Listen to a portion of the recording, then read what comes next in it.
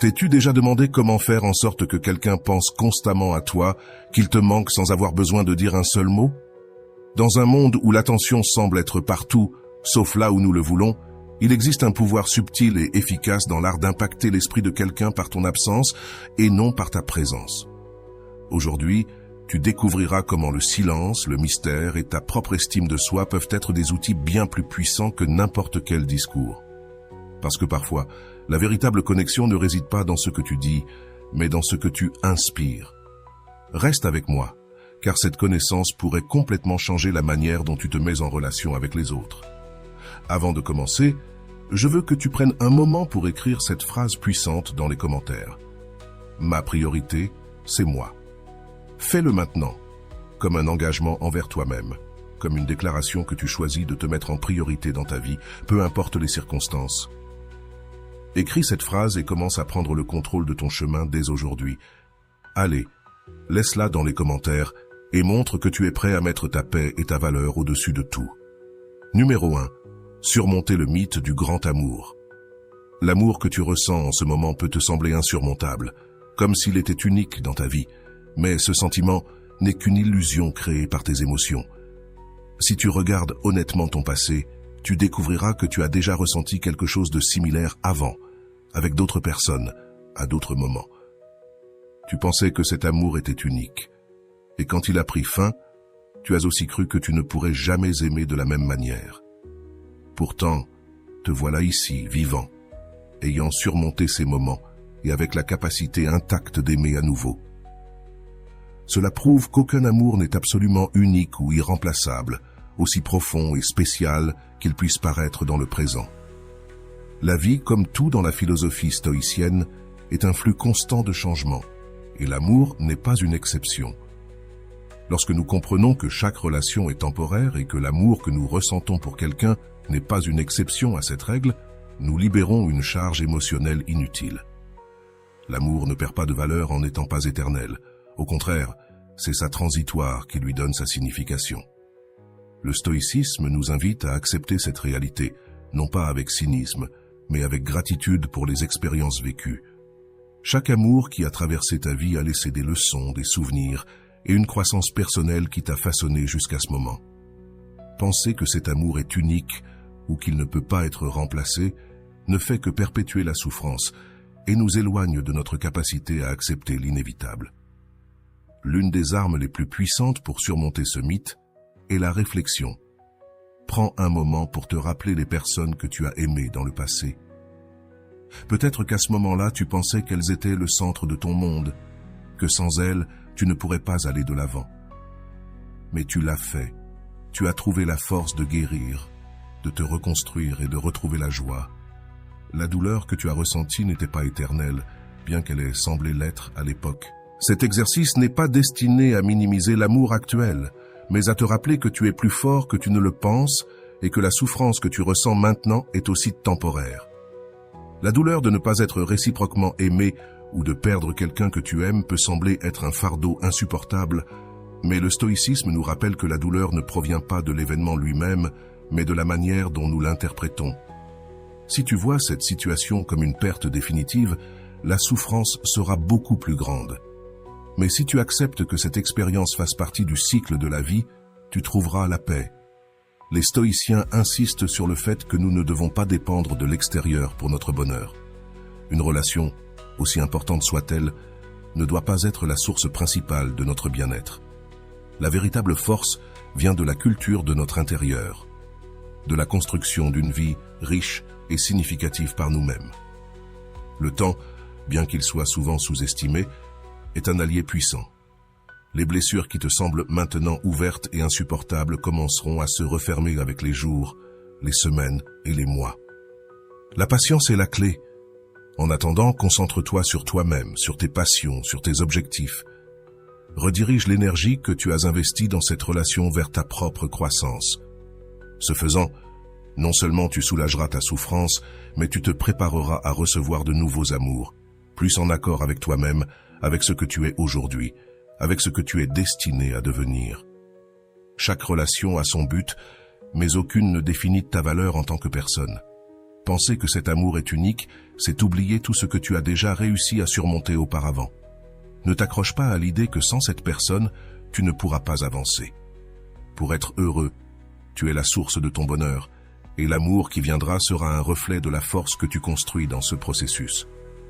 La vie a une manière particulière de nous surprendre, de nous offrir quelque chose d'encore meilleur lorsque nous pensons avoir tout perdu. Mais pour le recevoir, nous devons d'abord lâcher ce qui nous retient. À la fin, l'amour qui compte véritablement est celui que tu as pour toi-même. Lorsque tu construis cette base solide, tout le reste devient un complément, pas une nécessité. Surmonter le mythe de l'amour unique ne signifie pas renoncer à l'amour, mais le voir avec une perspective plus sage et équilibrée. C'est comprendre que la vie est un constant renouveau et que l'amour, bien qu'il soit beau, ne définit pas notre existence. L'importance d'être heureux seul. Le véritable bonheur ne se trouve pas en quelqu'un d'autre, mais à l'intérieur de toi. Ce principe est central dans le stoïcisme, qui nous enseigne à ne pas dépendre de l'extérieur pour notre paix intérieure. Beaucoup de personnes croient que trouver un partenaire est la clé pour se sentir complet, pour combler un vide ou donner un sens à leur vie. Mais cette manière de penser ne génère que dépendance et, en fin de compte, souffrance. Le bonheur véritable vient de la connaissance de soi, de l'acceptation de qui l'on est et du travail sur sa propre plénitude avant de chercher à partager sa vie avec quelqu'un d'autre. L'amour, lorsqu'il arrive, doit être un complément, non une béquille émotionnelle. Lorsque tu apprends à être heureux par toi-même, tout change. Tu ne cherches plus l'amour par besoin, mais par choix. Cela te place dans une position de pouvoir émotionnel, car ton bien-être ne dépend pas de la présence d'une autre personne. De plus, lorsque tu travailles sur ton bonheur intérieur, tu émettras une énergie différente. Les personnes authentiquement heureuses attirent naturellement les autres, car le bonheur est magnétique. Il ne s'agit pas de faire semblant d'aller bien, mais de faire le travail nécessaire pour guérir, grandir et construire une vie que tu apprécies pleinement par toi-même. Pour arriver à ce point, il est essentiel de prendre du temps pour te connaître. Réfléchis à tes valeurs, à tes objectifs et à tes passions. Demande-toi ce qui te rend vraiment heureux et commence à construire une vie qui reflète ces réponses. Souvent, nous recherchons des relations pour fuir nos insécurités ou les vides internes que nous n'avons pas voulu affronter. Mais lorsque tu fais face à ces sentiments et que tu les travailles, tu découvres que tu n'as besoin de personne d'autre pour te sentir complet. Cela ne te libère pas seulement du poids de dépendre des autres, mais cela crée aussi une base solide pour des relations futures. L'amour-propre est une condition préalable à l'amour véritable. Si tu ne t'aimes pas toi-même, il sera difficile d'accepter l'amour d'une autre personne. Tu ne peux pas attendre que quelqu'un d'autre comble les espaces que tu as négligés toi-même. Une relation saine commence avec deux personnes complètes qui décident de marcher ensemble, non avec deux moitiés qui tentent de s'ajuster pour se sentir complètes. Lorsque tu travailles sur ton bonheur personnel, tu deviens plus conscient de ce que tu mérites et de ce que tu es prêt à offrir. Cela t'aide à établir des limites claires et à construire des relations basées sur le respect mutuel et l'authenticité. Le stoïcisme nous rappelle également que le bonheur ne doit pas dépendre des circonstances extérieures. Tout dans la vie est temporaire, les personnes, les relations, même les moments de joie. C'est pourquoi il est essentiel que ton bonheur soit ancré dans quelque chose qui ne peut être arraché, ton intérieur. Compréhension et l'acceptation de soi sont les outils qui te permettront de rester ferme, même lorsque les choses ne se passent pas comme prévu. Et cette force intérieure est ce qui te préparera à attirer des relations plus significatives et satisfaisantes. Il est important de comprendre qu'être heureux seul ne signifie pas que tu dois renoncer à l'amour ou à l'idée de partager ta vie avec quelqu'un d'autre. Cela signifie plutôt que tu n'as pas besoin de quelqu'un d'autre pour te sentir complet.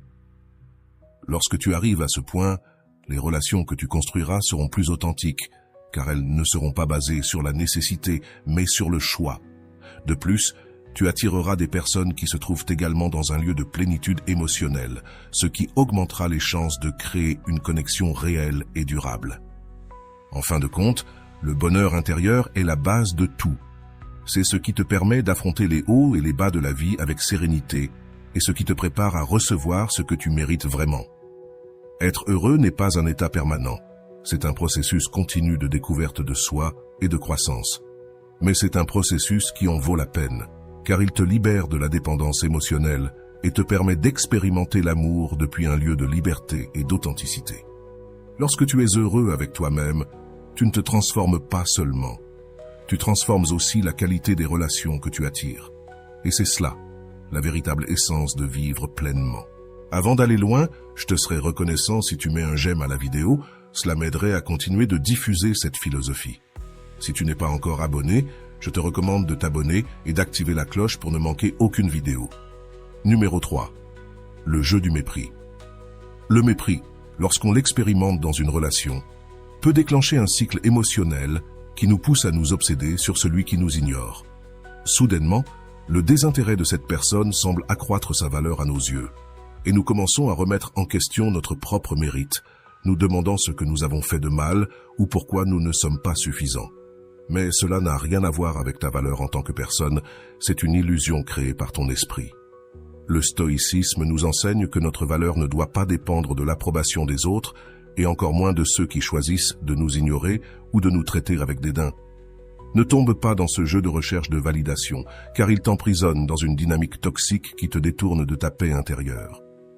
Quand quelqu'un te ignore, il est naturel de ressentir l'impulsion de chercher son attention, comme si l'obtenir pouvait prouver quelque chose sur toi-même. Mais ce jeu du mépris n'est rien d'autre qu'un piège émotionnel. Plus tu luttes pour être vu, plus tu renforces l'idée que tu as besoin de l'approbation de cette personne pour te sentir bien avec toi-même. Et c'est là que le stoïcisme nous rappelle que notre paix et notre bonheur ne doivent pas dépendre de facteurs externes. L'attention ou le désintérêt de quelqu'un d'autre ne définissent pas qui tu es ni ce que tu vaux. Si tu permets que ce cycle de recherche et de réception de miettes d'attention se poursuive, il peut devenir interminable, érodant ton estime de soi et t'éloignant de ton véritable objectif. Le mépris fonctionne souvent comme un miroir qui reflète nos insécurités les plus profondes. Il est facile de tomber dans le piège de penser que si quelqu'un ne nous valorise pas, alors quelque chose ne va pas avec nous. Mais ce qui se passe vraiment, c'est que nous avons remis le contrôle de notre valeur personnelle entre les mains de quelqu'un d'autre. Cela ne signifie pas que l'autre personne a un pouvoir spécial sur nous, mais que nous avons choisi, consciemment ou non, de lui donner ce pouvoir. Rompre ce cycle nécessite un changement interne, cesser de chercher à l'extérieur ce qui devrait déjà être en nous. Le stoïcisme nous invite à faire preuve de force face au mépris. Plutôt que de t'obséder sur l'attention que tu ne reçois pas, concentre-toi sur le renforcement de ton intérieur. Réfléchis à pourquoi le comportement d'une autre personne a tant d'impact sur toi. Quelle insécurité cela active? Quel vide tu cherches à remplir avec son approbation? Ces questions ne sont pas faciles, mais elles sont nécessaires pour retrouver ton équilibre émotionnel. Lorsque tu réalises que tu n'as besoin de la validation de personne d'autre pour te sentir complet, le mépris perd son pouvoir sur toi. Ce qui est paradoxal dans ce jeu, c'est que lorsque tu arrêtes de chercher l'approbation, ceux qui t'ignoraient commencent souvent à s'intéresser davantage. Mais voici la clé. Tu ne dois pas permettre que ce changement d'attitude réengage tes émotions. Si ta valeur dépend de l'attention fluctuante de quelqu'un d'autre, tu resteras pris dans le cycle. La véritable libération arrive lorsque tu es capable de rester ferme, peu importe si quelqu'un te prête attention ou non. Cette indépendance émotionnelle est ce que le stoïcisme nous encourage à cultiver, car elle nous protège des fluctuations externes et nous permet de vivre avec plus de sérénité. En fin de compte, il ne s'agit pas de mépriser ceux qui nous ignorent, mais de ne pas nous laisser emporter par leur jeu. Apprends à observer le mépris avec détachement, en comprenant qu'il ne dit rien sur toi, mais beaucoup sur l'autre personne. Chaque fois que tu te retrouves dans cette dynamique, rappelle-toi que ton énergie est limitée et précieuse. Ne perds ni ton temps, ni ta paix à essayer d'attirer l'attention de quelqu'un qui ne sait pas t'apprécier. Au lieu de cela, investis cette énergie dans ta croissance, dans la construction d'une vie que tu aimes, et entoure-toi de personnes qui te valorisent réellement. Le jeu du mépris n'a de pouvoir que si tu choisis d'y participer. Tu peux choisir de sortir de cette dynamique, de te libérer du besoin de validation externe et de te concentrer sur ce qui compte vraiment. Ta croissance, ton bien-être et ta paix intérieure. En faisant cela, tu ne brises pas seulement le cycle émotionnel que le mépris génère, Mais tu te places aussi dans une position de force que personne ne pourra t'enlever. Et c'est là la véritable victoire dans ce jeu. L'ego blessé a une manière particulière de prendre le contrôle de nos actions et de nos pensées. Quand quelqu'un nous ignore, nous rejette ou minimise notre valeur, nous ressentons cette douleur qui ne vient pas de la situation en elle-même, mais de la manière dont notre ego l'interprète. Cet ego blessé, dans son orgueil, nous pousse à prouver quelque chose, à démontrer aux autres que nous avons de la valeur, que nous sommes importants. Mais le stoïcisme nous rappelle que chercher une validation externe, surtout de la part de ceux qui n'ont pas valorisé notre essence dès le départ, est un piège émotionnel. La véritable force ne réside pas dans le fait de prouver quoi que ce soit aux autres, mais dans l'utilisation de cette douleur comme un outil pour grandir et évoluer. Lorsque nous ressentons ce besoin de prouver notre valeur, nous laissons nos émotions nous gouverner. Nous voulons que ceux qui nous ont ignorés regrettent leur comportement, qu'ils voient ce qu'ils ont perdu. Mais en réalité, ce désir n'a rien à voir avec eux. Il est lié à une insécurité intérieure. C'est l'ego qui cherche à être réparé de l'extérieur. Le stoïcisme nous invite à observer cette réaction, à la remettre en question et surtout à ne pas nous laisser emporter par elle. Si nous pouvons comprendre que la douleur de l'ego est simplement un indicateur de quelque chose que nous devons travailler à l'intérieur de nous-mêmes, alors nous pouvons la transformer en une source de force. La douleur de l'ego blessé peut devenir un catalyseur pour la croissance personnelle. Au lieu de gaspiller notre énergie à chercher l'approbation ou l'attention de quelqu'un d'autre, nous pouvons rediriger cette énergie vers notre propre développement.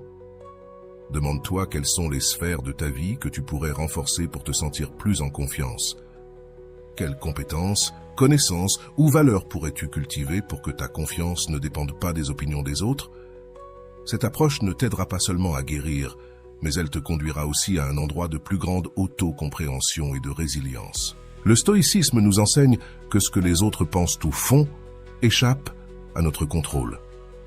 Nous ne pouvons pas changer la façon dont quelqu'un nous perçoit ou agit envers nous, mais nous pouvons décider comment y répondre.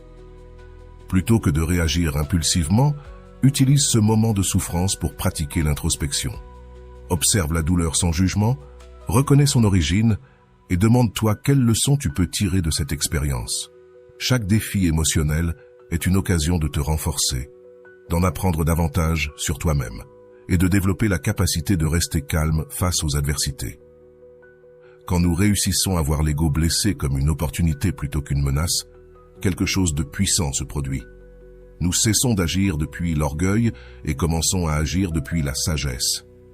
Nous n'avons plus besoin de prouver quoi que ce soit à personne, car nous comprenons que notre valeur ne dépend pas de ce que les autres pensent ou ressentent à notre égard. Ce changement de perspective nous libère du jeu de la validation externe et nous permet de construire une vie plus authentique et satisfaisante.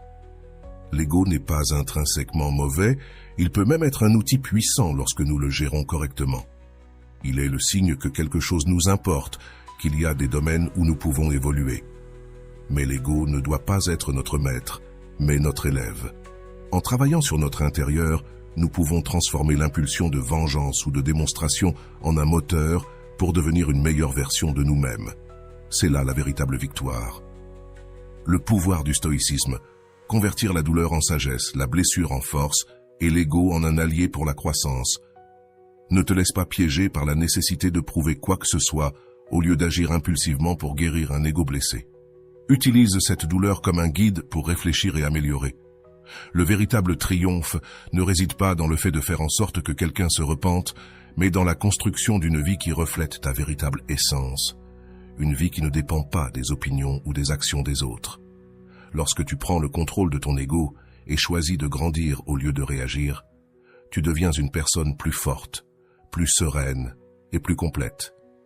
Et c'est en fin de compte ce qui compte vraiment. Numéro 5. La peur de la perte. La peur de perdre quelqu'un a une forme subtile mais puissante d'influencer nos actions et nos pensées. Elle nous rend plus vulnérables, nous pousse à céder, à chercher de l'attention de manière désespérée, même à modifier qui nous sommes pour éviter cette perte. Mais cette réaction non seulement nous éloigne de notre authenticité, mais elle conduit aussi à des relations déséquilibrées et malsaines. Au moment où quelqu'un perçoit que nous dépendons émotionnellement de lui, la dynamique change. Il ou elle se sent puissant, et nous devenons prisonniers de cette peur. Mais le stoïcisme nous enseigne que cette crainte n'a pas de fondement réel. La perte est une partie inévitable de la vie, et notre paix ne doit pas dépendre de retenir quelqu'un qui n'est pas prêt à rester. Lorsque nous permettons à la peur de nous contrôler, notre attitude change, nous devenons complaisants, évitons les conflits et cherchons désespérément la validation de cette personne. Mais ce que nous ne voyons pas, c'est que cette conduite nourrit un cycle toxique. Ceux qui nous ignorent ou nous minimisent réagissent souvent lorsque nous semblons nous éloigner, non pas parce qu'ils ont changé véritablement, mais parce qu'ils sentent qu'ils perdent le contrôle sur nous. Ce changement dans leur attitude peut sembler un signe d'intérêt, mais en réalité, il est superficiel. Il ne répond pas à un changement profond dans la manière dont ils nous valorisent, mais à la peur de perdre quelque chose qui leur était utile ou confortable. Le stoïcisme nous invite à observer cette dynamique d'une perspective plus rationnelle. Pourquoi avons-nous si peur de perdre quelqu'un? Quelle insécurité en nous est activée? Au lieu de tomber dans le piège de retenir ce qui est, le stoïque se concentre sur ce qu'il peut contrôler, son propre attitude, ses émotions et son développement personnel. Il ne s'agit pas d'ignorer les sentiments ou d'agir avec indifférence, mais de comprendre qu'aucune relation ne définit notre valeur en tant que personne. Ta paix et ton bien-être ne doivent pas dépendre de la présence ou de l'absence de quelqu'un dans ta vie. Au lieu de te concentrer sur la peur de perdre, redirige ton énergie vers ta propre croissance. La clé pour sortir de cette dynamique est de renforcer ton estime de soi et de te rappeler que tu es suffisant avec ou sans cette personne. Demande-toi, suis-je en train de chercher à maintenir cette relation par amour véritable ou par peur d'être seul? Souvent, la réponse n'est pas aussi claire que nous le pensons, car la peur de la perte peut se déguiser en attachement émotionnel. Mais lorsque tu prends le temps de réfléchir, tu te rends compte que le véritable amour, tant pour toi-même que pour les autres, ne doit jamais naître de la peur. Lorsque tu réussis à surmonter cette peur, quelque chose change en toi. Tu n'as plus besoin de t'accrocher ni de prouver quoi que ce soit. Cela crée un équilibre naturel dans tes relations, car tu commences à établir des limites saines et à attirer des personnes qui te valorisent pour ce que tu es vraiment. Si quelqu'un reste, c'est parce qu'il choisit de le faire, et non parce que tu te sens obligé de le convaincre. Et si quelqu'un part, tu comprends que cette perte, bien que douloureuse, ne définit ni ta valeur ni ton avenir. À la fin, seuls ceux qui te valorisent véritablement et te respectent resteront, et c'est l'une des plus grandes libérations que tu puisses expérimenter. La peur de perdre quelqu'un peut sembler insurmontable à ce moment-là, mais c'est une illusion. Personne ne peut réellement être retenu, et plus tu essaies de t'accrocher, plus tu te perds toi-même dans ce processus. Le stoïcisme nous enseigne que la véritable force réside dans l'acceptation de ce que nous ne pouvons pas contrôler et dans la concentration sur ce que nous pouvons, notre croissance, notre paix intérieure et notre authenticité. La vie est pleine de changements et la perte est inévitable, mais avec chaque perte vient une opportunité de nous reconstruire, d'apprendre et de nous rapprocher de notre meilleure version. Ne laisse pas la peur dicter tes choix. Si quelqu'un décide de partir, laisse-le partir. Ne poursuis pas un changement en eux, car tout changement motivé par ton éloignement sera temporaire. S'il n'y a pas une transformation authentique de l'attitude, concentre-toi sur ce que tu peux gagner en laissant partir, plutôt que sur ce que tu penses perdre. La véritable liberté ne réside pas dans le fait de retenir, mais dans la confiance que, quoi qu'il arrive, tu seras capable de maintenir ta paix et d'aller de l'avant. C'est la leçon la plus importante que nous puissions apprendre de la peur de la perte. Numéro 6, le pouvoir de la reconquête. Lorsque quelqu'un qui t'a ignoré revient, il est facile de tomber sous le charme de ses paroles. Après tout, l'ego blessé souhaite être réparé, et l'idée que cette personne te valorise maintenant peut être tentante.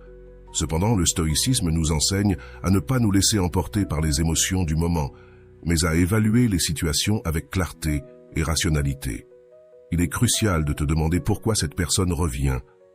Est-ce un changement authentique ou simplement une stratégie pour récupérer le contrôle qu'elle pense avoir perdu? Souvent, le retour n'est pas le reflet d'un amour réel, mais d'une peur de perdre quelque chose de confortable ou de pratique. Les mots doux peuvent être réconfortants, mais ils ne sont pas suffisants. Si quelqu'un a vraiment changé, il le prouvera par ses actions, pas seulement par des promesses. Les promesses sont faciles à faire, surtout lorsqu'on veut récupérer quelque chose, mais un véritable changement nécessite du temps, de l'effort et surtout de la constance. Ne te laisse pas influencer par ce qu'on veut que tu entendes, observe ce que la personne fait réellement. Si les actions ne correspondent pas aux paroles, tu as ta réponse. Le stoïcisme nous rappelle que nous devons agir selon la raison, non selon l'émotion. Et cela inclut la décision de laisser quelqu'un revenir dans nos vies. Le pouvoir dans cette situation est entre tes mains.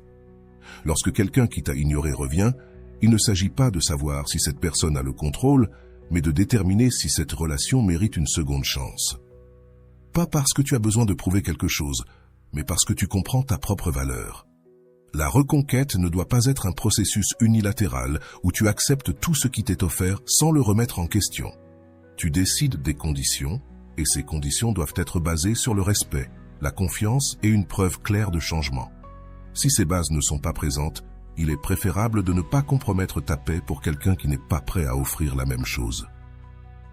Il est aussi important de considérer pourquoi cette personne revient. Dans de nombreux cas, il ne s'agit pas d'un amour renouvelé, mais d'un désir de récupérer quelque chose qu'elle pense avoir perdu. Peut-être qu'elle regrette la commodité, le soutien ou même le contrôle qu'elle exerçait sur toi. Mais s'il n'y a pas un changement authentique dans son attitude, le cycle de la douleur se répétera. Le stoïcisme nous enseigne à ne pas retourner dans des endroits où nous avons souffert simplement par nostalgie ou par peur de la solitude. Souviens-toi que la solitude est préférable à une relation qui ne te respecte pas et ne te valorise pas. Si tu décides de donner une seconde chance, fais-le avec raison, pas par besoin. Établis des limites claires et observe si l'autre personne est prête à les respecter. Si son retour est motivé uniquement par la peur de te perdre, il est probable que ses efforts s'effondrent dès qu'elle sentira qu'elle a retrouvé le contrôle. Mais si son changement est authentique, elle le prouvera sans pression. La constance dans ses actions sera la preuve la plus claire de sa sincérité.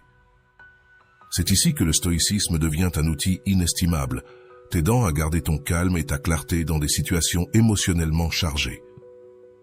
La valeur de la reconquête ne réside pas dans les mots qu'on te dit, mais dans la manière dont ces mots se traduisent en actions durables. Il est facile de parler d'amour et de regret, mais il est bien plus difficile de le prouver jour après jour. N'aie pas peur de demander des preuves tangibles de changement. Il ne s'agit pas de tester l'autre personne comme dans un jeu de pouvoir. Si ce n'est pas pour protéger ton bien-être et t'assurer que tu ne répètes pas des schémas qui t'ont déjà causé de la douleur, au final, le pouvoir de décision t'appartient. Ne laisse pas le désir de te sentir désiré te conduire à ignorer des signaux importants.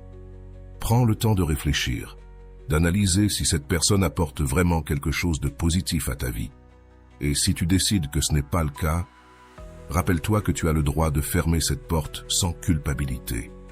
Ta paix, ta croissance et ton bonheur doivent toujours être ta priorité. Une véritable reconquête ne consiste pas à combler un vide, mais à construire quelque chose de réel basé sur le respect mutuel et l'engagement sincère. Si ces bases ne sont pas présentes, il est préférable d'avancer et de faire confiance au fait que la vie a quelque chose de mieux à t'offrir. Numéro 7. Limites saines. Les limites sont l'un des outils les plus puissants que nous ayons pour protéger notre paix mentale et émotionnelle. Bien souvent, lorsque quelqu'un nous ignore et revient ensuite chercher notre attention, nous nous sentons tentés d'ouvrir la porte sans trop réfléchir, poussés par le désir de réparer cette connexion ou simplement par le soulagement de ne pas nous sentir rejetés.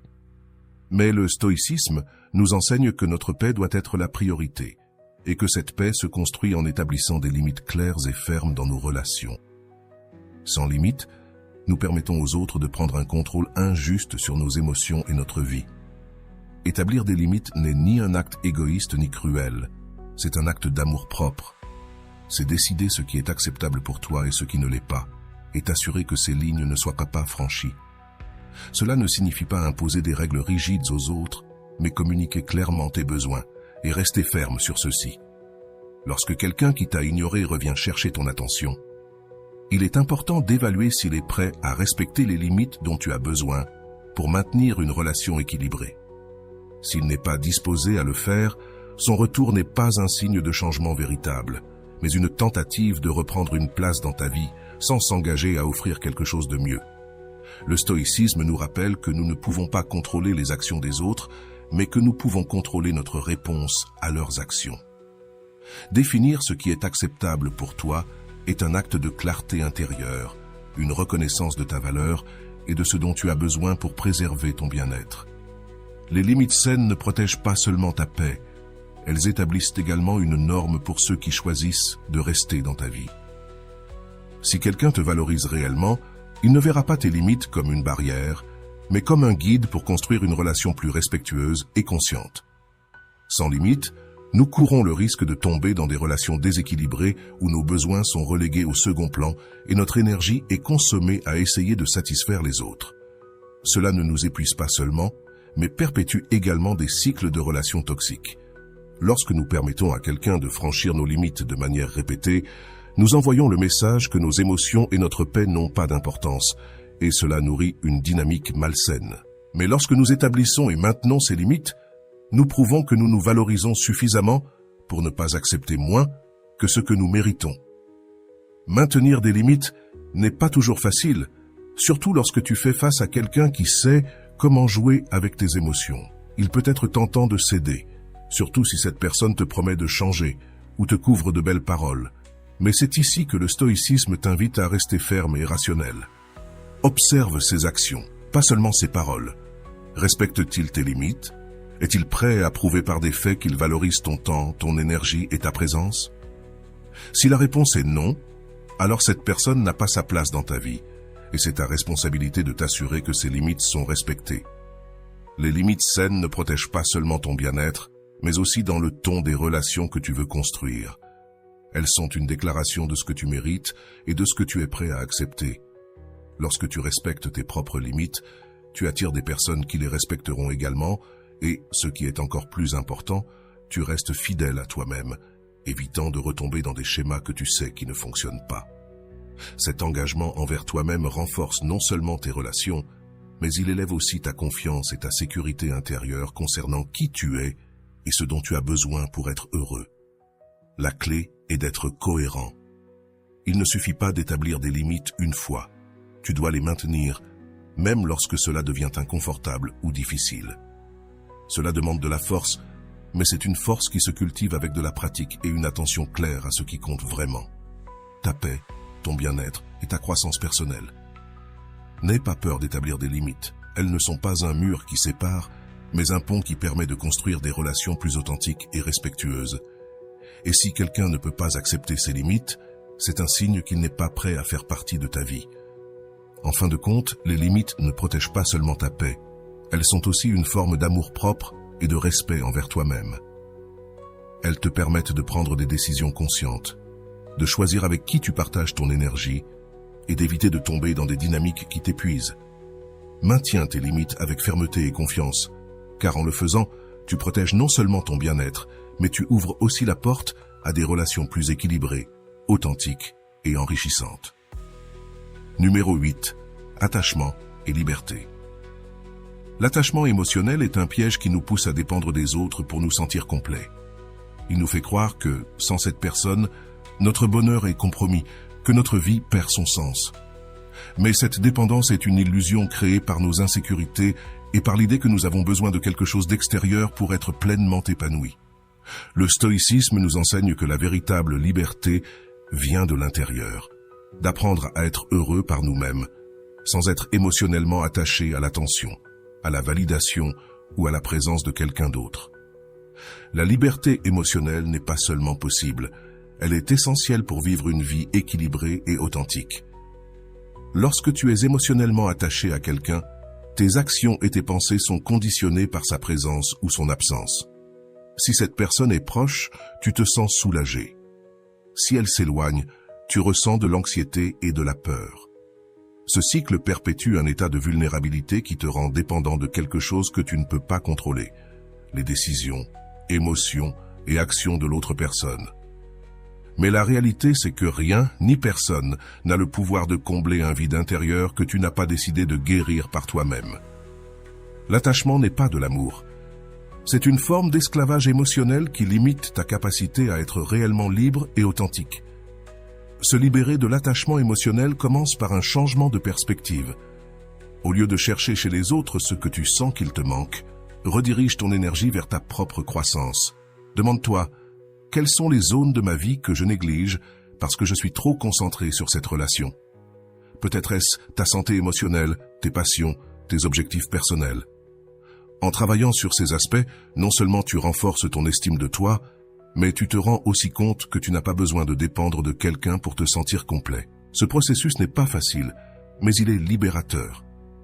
Chaque étape que tu franchis vers ton indépendance émotionnelle est un pas vers une vie plus pleine et satisfaisante. La liberté émotionnelle ne signifie pas que tu cesses d'aimer ou de te connecter avec les autres, mais tu aimes depuis un lieu de plénitude, pas de besoin. C'est te permettre de profiter d'une relation sans la constante anxiété de la perdre, car tu comprends que tu n'en dépends pas. Cette indépendance émotionnelle crée des relations plus équilibrées et respectueuses. Lorsque tu n'as pas besoin de quelqu'un pour te sentir complet, tu élimines la pression de cette dépendance et tu permets à la connexion de fleurir de manière naturelle. Quelqu'un qui choisit d'être avec toi parce qu'il le veut, pas parce qu'il sent qu'il doit. Il construit une relation beaucoup plus solide et authentique. Le stoïcisme nous rappelle que nous ne contrôlons pas les autres, seulement nous-mêmes. S'accrocher à quelqu'un, essayer de le retenir ou de le changer, génère seulement frustration et souffrance. En revanche, la liberté émotionnelle te permet de lâcher prise avec gratitude sur ce qui ne te sert plus, ce qui n'est pas destiné à rester. Ce n'est pas un acte de froideur, mais d'amour-propre. Tu n'as pas besoin de manipuler ni de forcer quoi que ce soit pour maintenir ta paix. La véritable force réside dans l'acceptation de ce qui est et dans le fait d'avancer avec confiance, en sachant que ce dont tu as réellement besoin sera toujours en toi. La liberté émotionnelle ne te bénéficie pas seulement à toi, elle attire également le respect et l'admiration des autres. Lorsque tu es capable de maintenir ton authenticité sans avoir besoin de chercher l'approbation, tu projettes une sécurité que les autres perçoivent comme magnétique. Ce n'est pas que tu deviennes insensible ou distant, mais ton énergie n'est plus conditionnée par la validation externe. Cela te permet de construire des relations plus authentiques et profondes, car les gens sont attirés par quelqu'un qui est véritable, qui n'a pas peur d'être ce qu'il est réellement. En fin de compte, la liberté émotionnelle ne signifie pas que tu ne te soucies de personne, mais que tu comprends que les relations ne définissent ni ta valeur, ni ton bonheur.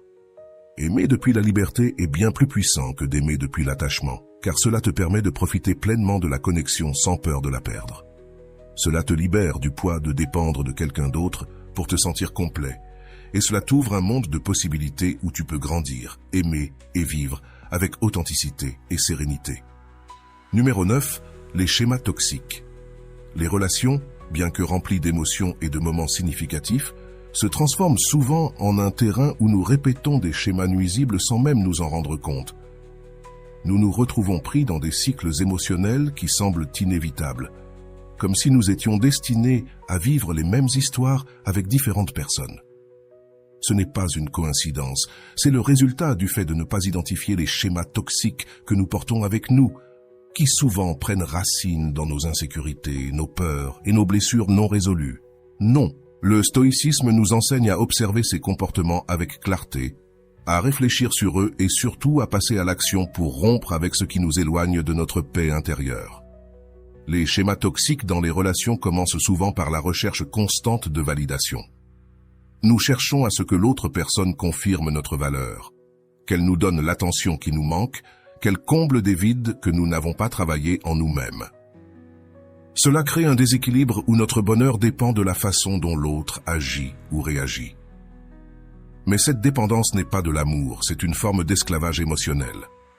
Le problème, c'est que plus nous cherchons cette validation, plus nous nous éloignons de notre véritable essence et de notre capacité à construire une relation saine. Rompre ces schémas commence par l'identification. Observe tes relations passées. Quels comportements se répètent? T'es-tu retrouvé constamment dans des situations où tu te sens insuffisant, où tu donnes plus que tu ne reçois ou où tu cherches désespérément à maintenir une connexion qui ne fonctionne plus?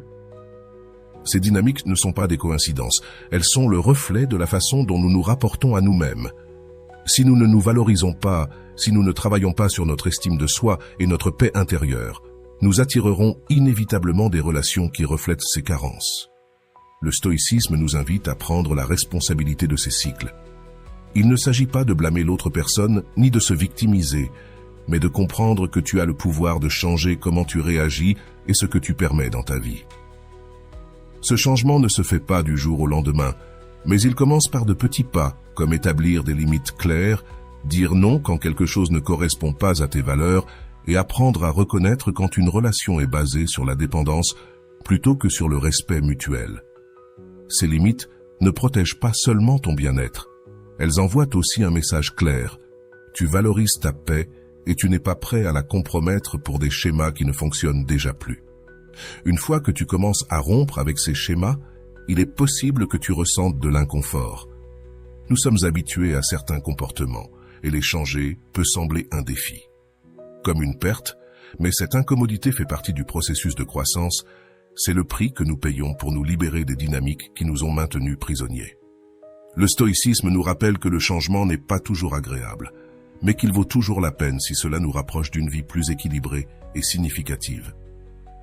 Il est important de se rappeler que toutes les relations toxiques ne sont pas évidentes. Parfois, les schémas sont subtils, comme la nécessité d'avoir toujours raison, la peur de la solitude ou la tendance à sacrifier ses besoins pour ceux des autres. Mais avec de l'introspection et de la réflexion, on peut commencer à identifier ces comportements et travailler à les transformer. Cela ne signifie pas que vous ne ferez jamais d'erreur, mais que vous serez plus conscient de celles-ci et que vous aurez les outils pour les corriger avant qu'elles ne deviennent un cycle. Les relations saines commencent avec vous. Vous ne pouvez pas contrôler comment les autres agissent, mais vous pouvez contrôler comment vous répondez et ce que vous choisissez d'accepter. En brisant les schémas toxiques, vous vous libérez du besoin de validation externe et créez de l'espace pour des connexions authentiques basées sur le respect et la liberté. Ce processus ne transforme pas seulement vos relations, il transforme aussi la relation que vous avez avec vous-même, vous donnant la liberté de vivre avec plus de sérénité et de but. En fin de compte, la paix que vous recherchez ne se trouve pas dans une autre personne, mais dans votre capacité à briser ce qui vous fait du tort et à choisir ce qui nourrit réellement votre bien-être. Chaque pas vers la rupture de ces schémas est un pas vers une vie plus pleine et consciente, et c'est un choix qui restera toujours dans vos mains. Le prix et la rareté. La valeur de quelque chose est souvent déterminée par sa rareté. Dans les relations humaines, ce principe se manifeste de manière claire et souvent inconsciente. Lorsque quelqu'un devient moins disponible, il devient automatiquement plus désirable. Ce phénomène ne se produit pas parce que l'autre personne a changé, mais parce que notre esprit a tendance à valoriser ce qu'il sent qu'il peut perdre ou ce qu'il ne peut pas obtenir facilement. Cependant, le stoïcisme nous invite à réfléchir à ce schéma et à l'utiliser de manière consciente, non pas pour manipuler, mais pour protéger notre temps, notre énergie et notre dignité.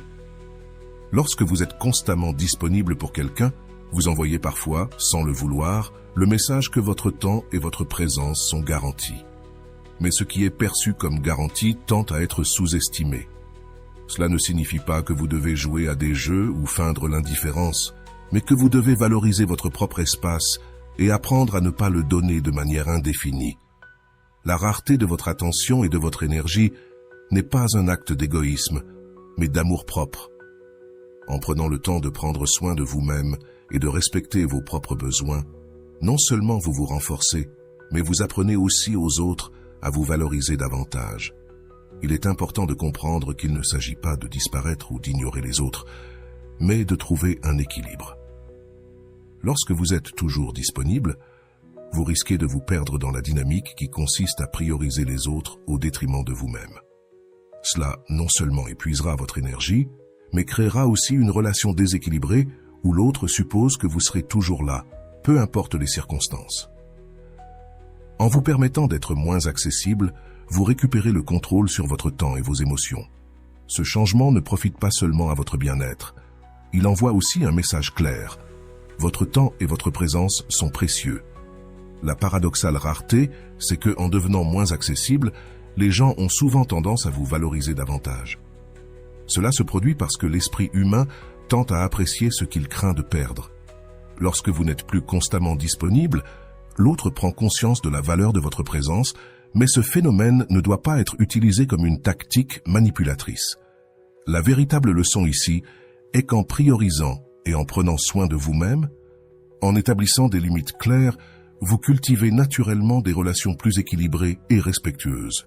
Le stoïcisme nous enseigne que notre paix et notre bonheur ne doivent pas dépendre de l'attention ou de la reconnaissance des autres. Lorsque vous apprenez à valoriser votre propre espace et à ne pas être toujours disponible, vous renforcez cette idée. Vous commencez à construire une relation avec vous-même où votre bien-être ne dépend pas de ce que les autres pensent ou font.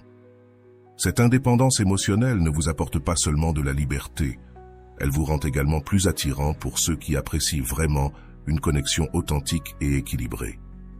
Dans les relations, la rareté ne doit pas être interprétée comme un acte d'égoïsme, mais comme un rappel que le temps et l'attention sont des ressources limitées. En les distribuant avec soin, vous ne protégez pas seulement votre paix, mais vous encouragez aussi des relations où les deux parties se valorisent mutuellement. Être moins accessible ne signifie pas être distant ou indifférent, mais s'assurer que votre présence soit appréciée et respectée. Lorsque vous commencez à pratiquer ce principe, il est possible que vous fassiez face à l'inconfort de changer des dynamiques établies. Peut-être que les personnes qui étaient habituées à ce que vous soyez toujours disponible ne comprendront pas immédiatement ce changement. Mais avec le temps, ceux qui vous apprécient vraiment apprendront à respecter vos limites et à apprécier davantage votre temps et votre énergie. Et si quelqu'un ne peut pas accepter ce changement, c'est un signe que cette relation n'était pas fondée sur un respect mutuel authentique. La clé réside dans l'équilibre. Il ne s'agit pas de vous retirer complètement ou de jouer avec les émotions des autres, mais de vous rappeler que votre temps et votre présence sont des cadeaux, non des droits. Lorsque vous commencez à vivre selon cette perspective, vous réalisez que vous n'avez pas besoin d'être constamment disponible pour être valorisé. Au contraire, en prenant soin de vous-même et en établissant des limites saines, vous attirez naturellement des relations plus significatives et équilibrées. La rareté, dans ce contexte, n'est pas un acte de manipulation, mais un principe de clarté. C'est un rappel que, en valorisant votre propre temps et espace, vous enseignez aux autres à faire de même. Et dans ce processus, vous trouvez une paix intérieure qui n'est pas liée aux attentes des autres, mais à votre engagement envers vous-même. C'est cela, la véritable essence du stoïcisme. Vivre avec intention, équilibre et un profond respect de votre propre valeur. Avant de me quitter, je veux que vous réaffirmiez ce que vous valez et que vous écriviez dans les commentaires « Ma priorité, c'est moi ». Faites-le comme un rappel que votre bien-être et votre paix sont toujours au-dessus de tout. C'est votre moment pour déclarer que vous choisissez d'être votre priorité, que vous vous respectez et que vous n'accepterez jamais moins que ce que vous méritez. Laissez-le dans les commentaires et faites ce pas vers une vie où vous êtes toujours la personne la plus importante. On se retrouve dans la prochaine vidéo.